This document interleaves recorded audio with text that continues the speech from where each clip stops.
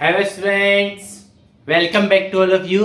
आपके अपने YouTube channel smart brain technical academy में आज हम जो टॉपिक लेकर आए हैं ये हमारा टॉपिक रहेगा equivalent circuit diagram of transformer. और ये जो हमारा टॉपिक रहने वाला है ये ट्रांसफार्मर का one of the most and powerful topic की कैटेगरी में बेटा लाई करता है। बहुत इंपॉर्टेंट भी है और बड़ा कंसेप्चुअल भी है। बिल्कुल इजी टॉपिक है, बिल्कुल मक्खन की तरह। बट ये मक्खन वो है जो जल्दी से जम नहीं होता है। किस तरह से इसको समझना है, किस तरह से इसके कंसेप्ट को आपको लॉन्ग टाइम आपके माइंड में फिट रखना है, उसी को आपको ध्यान में रखते हुए इस वीडियो को लास्ट तक जरूर देखना है। ये भी मैं आपको क्लियर करता हूँ, ये ऐसा टॉपिक है जो एक वीडियो में अपनी एक क्लास में कवर भी नहीं होगा। हम इसके दो पार्ट लेकर आएंगे। आज हम इसका एक्चुअल कंसेप्ट समझेंगे एंड देन उसको किस तरह से अप्लाई किया जाता है उसको भी हम लेकर चलेंगे। पूरे वीडियो को, पूरे टॉपिक को कवर करने से पहले हम बिल्कुल स्टार्ट से छोटे छोटे टॉपिक जो हमारे काम आने वाले उनको लेके चलते हैं। सबसे पहली बात, इक्विवेलेंट सर्किट ऑफ ट्रांसफार्मर बनाना है तो सर ये बताते हैं कि ट्रांसफार्मर होता क्या है। हमने पूरा कवर किया है ट्रांसफार्मर क्या होता है। Transformer is a static device, मतलब जिसमें कोई भी रोटेटिंग पार्ट नहीं है।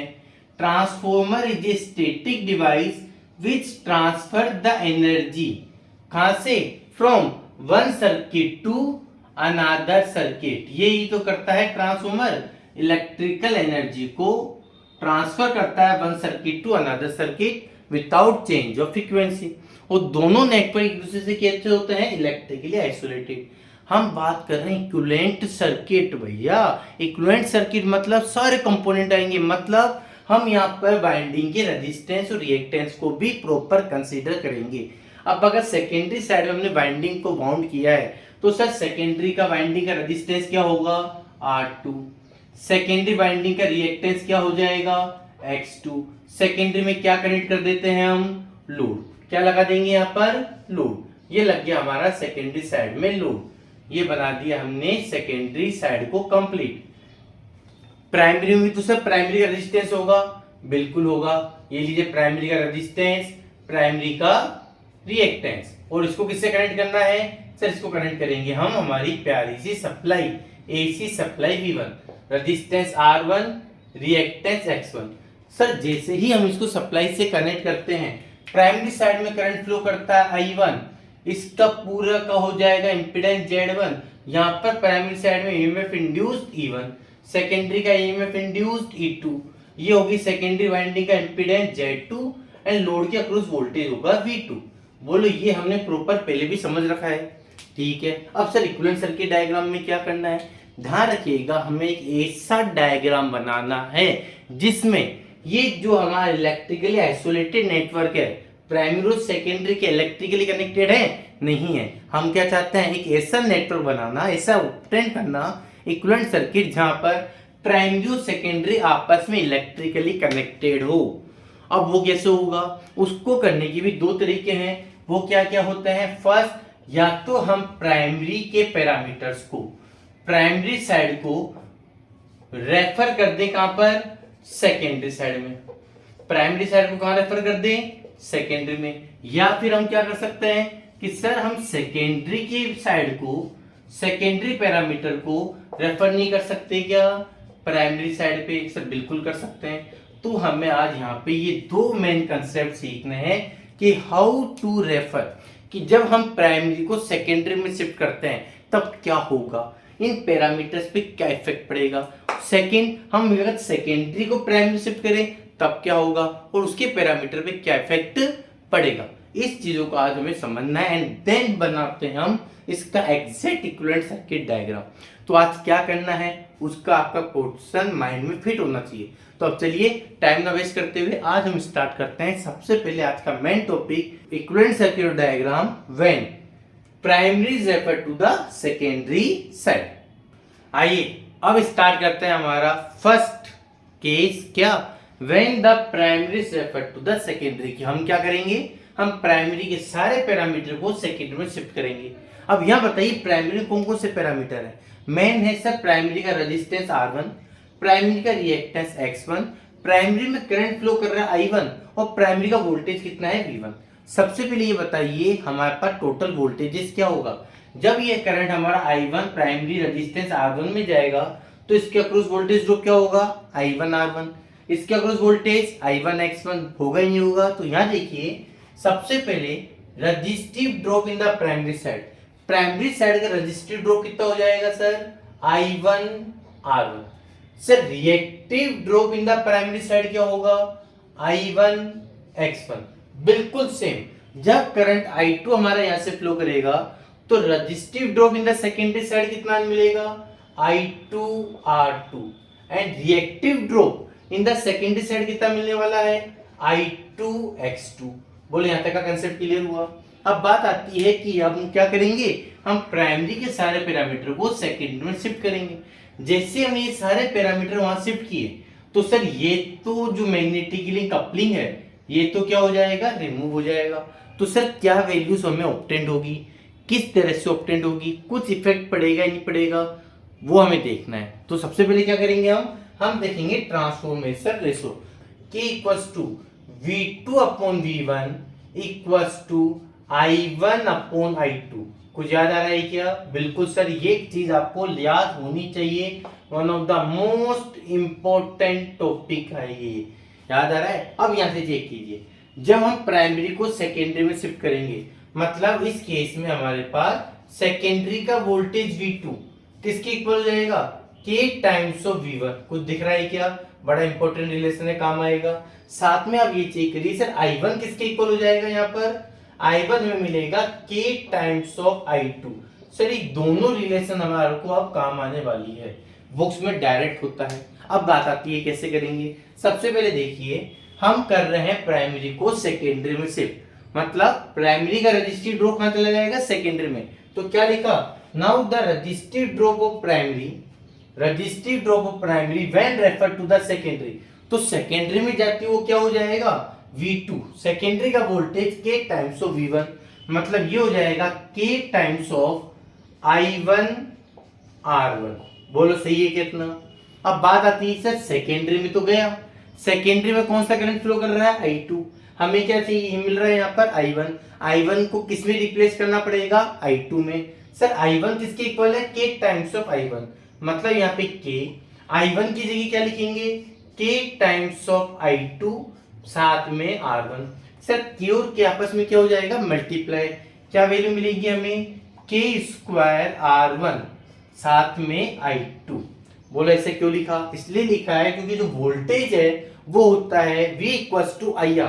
तो I ये हो गया और ये हो गया हमारा इक्विवेलेंट रेजिस्टेंस। कौन सा resistance, when refer to the secondary side. तो इसको होलसेल क्या लिख सकते हैं, हम इस पूरे एक्सप्रेशन को हम इस तरह से लिखेंगे कि ये बन गया हमारा R1 dash multiply I2। Clear है क्या, अभी बताता हूं कैसे हुआ। साथ में देखिए reactive drop of the primary when refer to the secondary. अब रिएक्टिव ड्रॉप क्या हो जाएगा, तो बिल्कुल सेम प्रोसेस से, बिल्कुल same K times of I1 X1, K multiply I2 X1।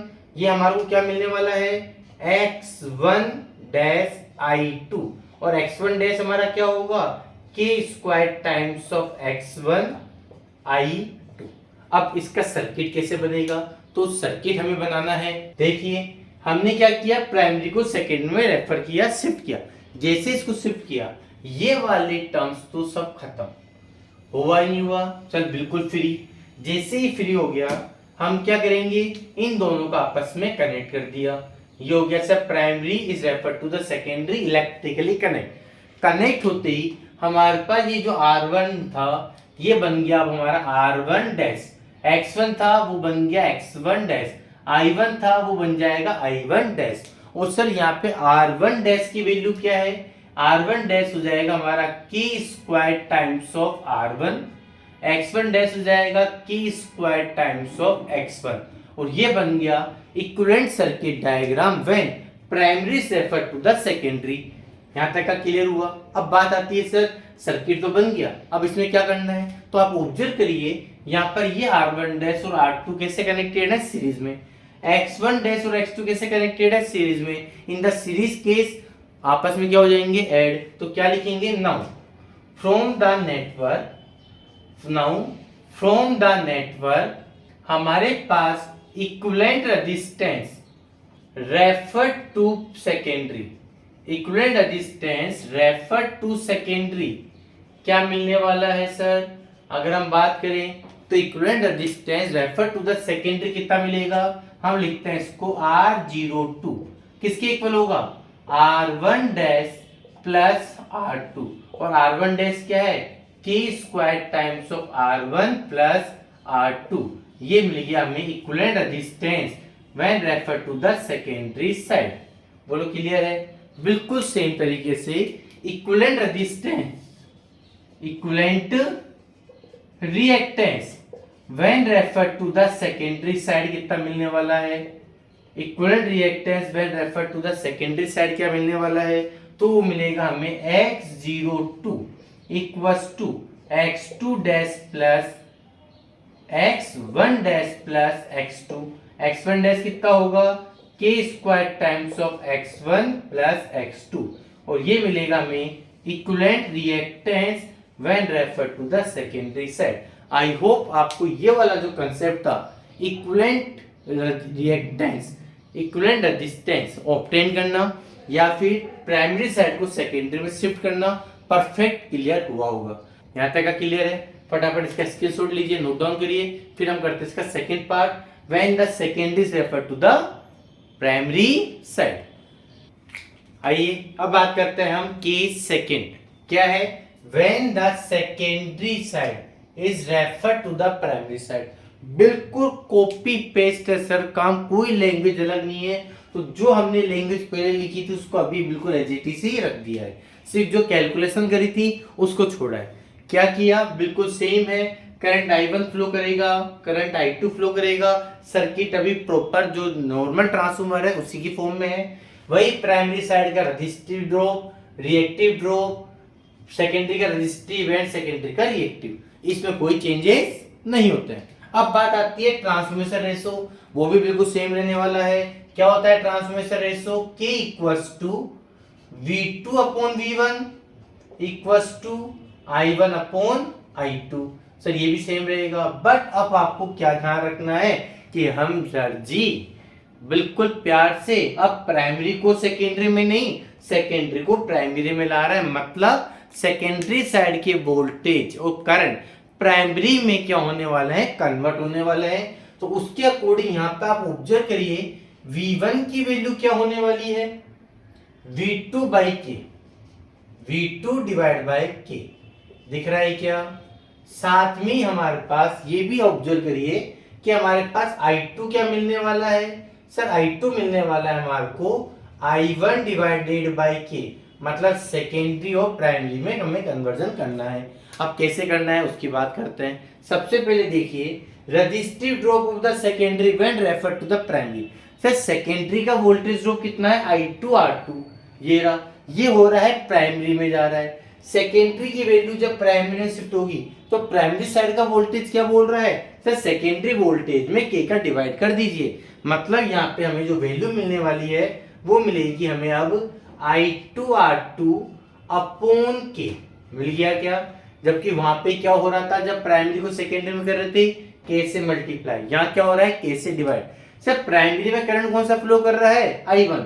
यहाँ पे क्या दिख रहा है? I2। सर I2 को I1 में कन्वर्ट करना है, क्या लिखेंगे? I1 अपॉन K, मतलब यहाँ पे वैल्यू हो जाएगी 1 अपॉन K तो है ही, I2 को लिखेंगे हम I1 upon K, I1 upon K, साथ में क्या है? R2। जब हम इन सबको मल्टीप्लाई करते हैं तो क्या मिलेगा? K को कैसे मल्टीप्लाई किया तो वैल्यू साफ दिख रही है, I1 R2 upon K square. इससे ये साफ क्लियर हो रहा है सर, जो आपको माइंड में लॉन्ग टर्म फिट रखना है जब तक आपका पेपर होकर आप क्लियर ना हो जाए। क्या कि जब प्राइमरी सेकेंडरी में शिफ्ट हो रहा है उस केस में K स्क्वायर से मल्टीप्लाई हो रहा है। जब सेकेंडरी प्राइमरी में शिफ्ट हो रहा है तो 1 अपॉन K स्क्वायर से मल्टीप्लाई हो रहा है। बस आपका काम खत्म हो गया और कुछ भी आपको ज्यादा दिमाग में नहीं रखना है। ये सारी रामायण और महाभारत इसलिए है कि आप कॉपी में ढंग से कर सके। माइंड में क्या रखना है? प्राइमरी सेकेंडरी में के स्क्वायर से मल्टीप्लाई, सेकेंडरी प्राइमरी में 1/k स्क्वायर से मल्टीप्लाई, काम खत्म। फिर भी प्रॉपर करते हैं, यहां तक का क्लियर? बिल्कुल same. Reactive drop of the secondary when refer to the primary क्या हो जाएगा? बिल्कुल हो जाएगा I1x2/k स्क्वायर। अब यदि हमने सेकेंडरी को प्राइमरी में शिफ्ट किया तो क्या होगा सर? ये जो मैग्नेटिक कपलिंग है ये वापस से फ्री, ये लौटा दिया सर। जैसे हमने यहाँ से इसको हटाया, अब क्या करेंगे? पहले इन दोनों को आपस में connect, primary side and secondary side आपस में इलेक्ट्रिकली कनेक्ट हो गया। इलेक्ट्रिकली कनेक्ट होते ही ये हमारा जो I2 था, अब ये कन्वर्ट हो गया हमारा I2 डैश में, क्योंकि प्राइमरी में शिफ्ट हो गया। V2 कन्वर्ट हो जाएगा V2 डैश में, R2 डैश, X2 डैश। और ये जो R2 है ये एक्चुअल में क्या बन गया? अब हमारे पास I1 साथ में क्या है? R2/k square. मतलब आप याद करिए, फर्स्ट केस में क्या था? k स्क्वायर R1 था, यहाँ पे वैल्यू हो जाएगी R2/k स्क्वायर डिवाइड में। बिल्कुल सेम। सेकेंडरी रिएक्टेंस जब प्राइमरी में शिफ्ट होगा तो ये हो जाएगा X2/k स्क्वायर। बोलो यहाँ तक का क्लियर हो गया? अब बात आती है सर वापस से ये दोनों कैसे कनेक्टेड है? सीरीज में, R1 डैश सीरीज में, X2 डैश सीरीज में। जैसे ही सीरीज में आपको दिख रहे हैं तो हमारे को एक्चुअल वैल्यू क्या मिलने वाली है? Equivalent resistance when refer to the primary, आपस में कनेक्ट हो रहे हैं कौन कौन? R1 plus R2 dash. जैसे ही कनेक्ट हुए तो हमारे को total equivalent resistance of the primary कितना मिलेगा? R01 क्या मिलेगा? R1 प्लस R2/k स्क्वायर, ये वैल्यू हमें मिलने वाली है। और बिल्कुल similarly equivalent reactance when refer to the primary कितना मिलेगा? X01 equals to X1 plus X2/k square हमें मिलने वाला है। बोलिए यहाँ तक का कंसेप्ट पूरा क्लियर है क्या? पक्का है? फटाफट इसका स्क्रीनशॉट लीजिए या प्रॉपर नोट डाउन करिए। हो गया? आई होप आज जो हमने आपके साथ टॉपिक शेयर किया है equivalent circuit diagram of transformer, जो कि स्टूडेंट्स के माइंड का एक फोबिया है, वो आपको फोबिया नहीं लग रहा होगा, क्योंकि मैंने आपको जो स्टार्टिंग में कहा था ये बिल्कुल एक मक्खन टॉपिक है, बट वो मक्खन हजम नहीं होता है। बिल्कुल उसी चीज को आप देखिए, इक्विवेलेंट सर्किट डायग्राम को प्राइमरी से सेकेंडरी और सेकेंडरी से प्राइमरी कोई ज्यादा बड़ी चीज नहीं है, बिल्कुल छोटा सा कंसेप्ट है। और यही कंसेप्ट अगर जिसको समझ में आ गया वो एग्जैक्ट इक्विवेलेंट सर्किट डायग्राम को हंसते हंसते कवर कर लेता है। अगर आपको आज की वीडियो पसंद आई है तो प्लीज वीडियो को लाइक जरूर करें, चैनल को सब्सक्राइब करना ना भूलें। नेक्स्ट वीडियो में हम एग्जैक्ट इक्विवेलेंट सर्किट डायग्राम बनाएंगे, उसका प्रॉपर सिंप्लीफिकेशन करेंगे एंड उसका कंसेप्ट आपके माइंड में प्रॉपर वे में इंस्टॉल करेंगे। यहाँ तक का क्लियर हुआ? एंड तक जुड़े रहने के लिए thank you and very much.